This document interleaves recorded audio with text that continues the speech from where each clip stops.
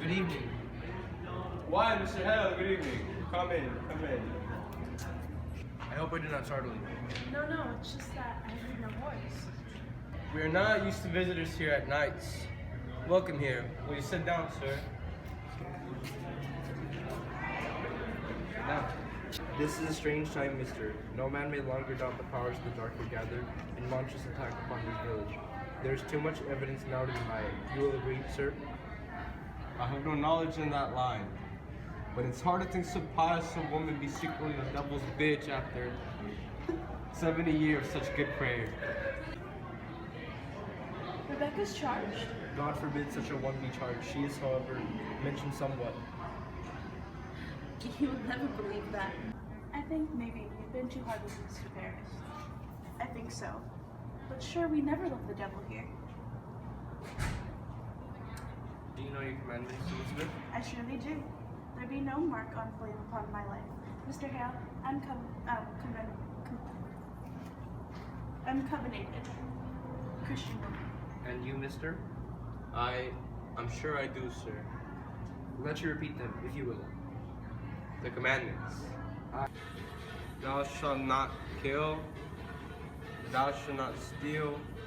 Thou shalt not covet thy neighbor's goods, nor make upon thee any graven image.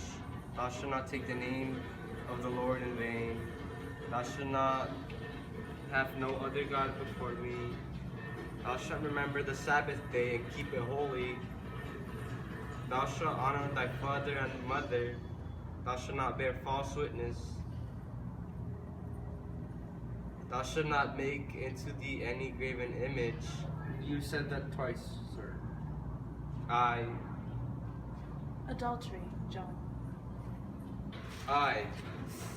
You see, sir, between the two of us, we do know them all. I think it is be a small fault. Theology, sir, is a fortress. No crack in a fortress may be accounted small. There will be no love for the Satan in this house, mister. I pray dearly. Well then, I'll bid you good night. Mr. Hale, I do think you are suspecting me somewhat. Are you not? Goody Proctor, I do not judge you. My duty is to add what I may to the godly wisdom of the court. I pray that both of you have good health and good fortune. Good night, sir. I think you must tell him, John. What's that? Will you tell him? I have no witness and cannot prove it, except my word be taken. But I know the children's sickness had naught to do with witchcraft. Not to do. Mr. Paris discovered them sporting in the woods. They were startled and took sick.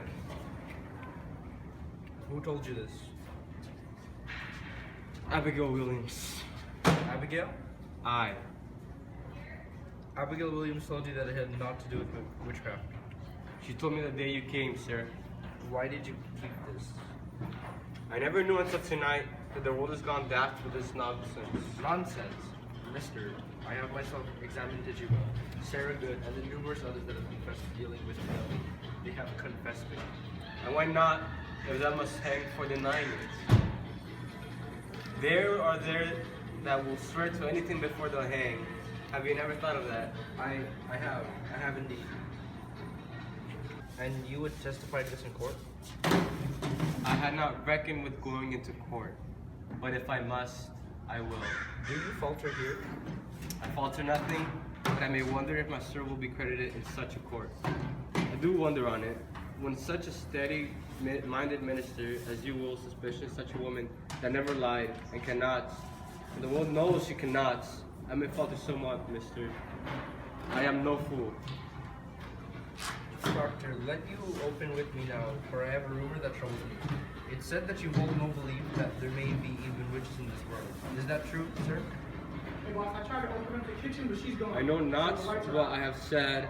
I may have said it. I wonder if there be witches in this world, although I cannot believe they come amongst us now. Then you do not believe.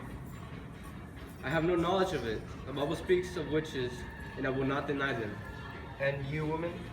I cannot believe it. You cannot.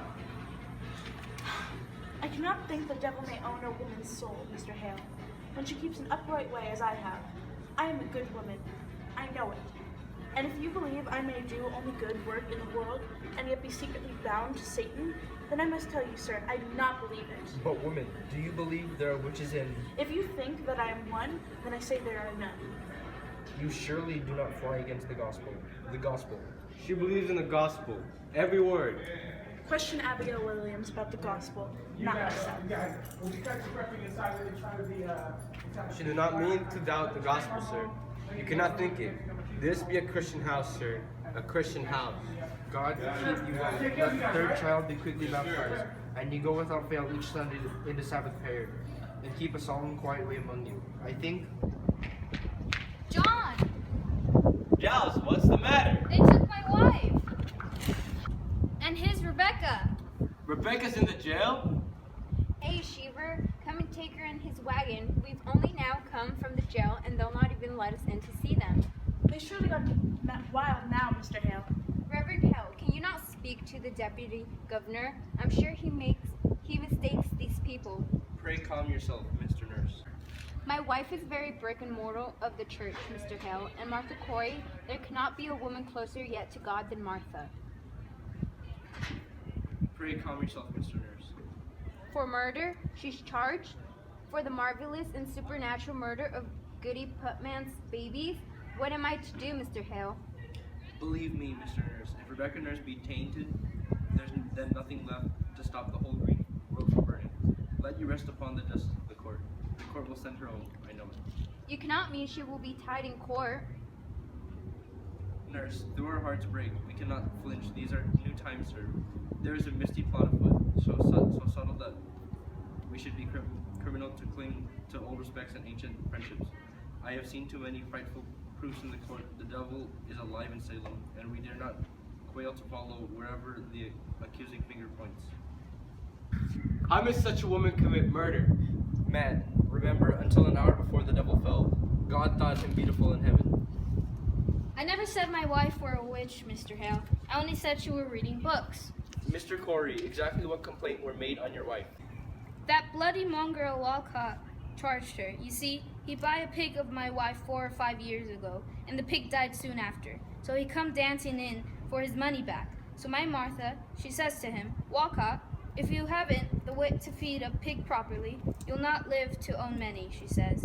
Now he goes to court and claims that from that day to this, he cannot keep a pig alive for more than 4 weeks because my Martha bewitched them with her books. Good evening to you, Proctor. Why, Mr. Cheever, good evening. Good evening, all. Good evening, Mr. Hale. I hope you come not on business of the court. I do, Proctor. I am clerk of the court now, you know? It's a pity, Ezekiel, that an honest tailor might have gone to heaven must burn in hell. You'll burn for this. Do you know it? You know yourself, I must do as I'm told. You surely know that Giles and I, as laugh, you'd not be sending me to hell. I like not the sound of it. I tell you, I like not the sound of it. Now, believe me, Proctor, how heavy be the law, all is tongue, I do carry it on my back tonight. I have a warrant for your wife.